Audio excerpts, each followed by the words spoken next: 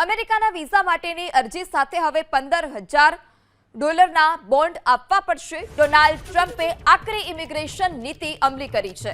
અમેરિકાનું વિદેશ મંત્રાલય એક પછી એક નવા નિયમોની જાહેરાત કરી વિદેશી નાગરિકોના દસ્તારાને નિયંત્રિત કરવાના પ્રયાસ કરી રહ્યું છે।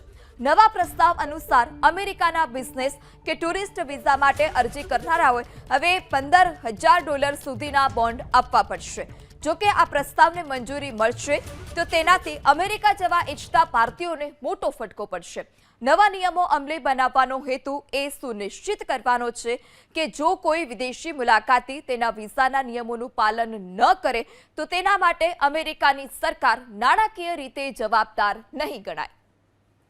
અમેરિકાના વિઝા માટેની અરજી સાથે હવે $15,000 બોન્ડ આપવા પડશે। ડોનાલ્ડ ટ્રમ્પે આકરી ઇમિગ્રેશન નીતિ અમલી કરી છે। અમેરિકાનું વિદેશ મંત્રાલય એક પછી એક નવા નિયમોની જાહેરાત કરી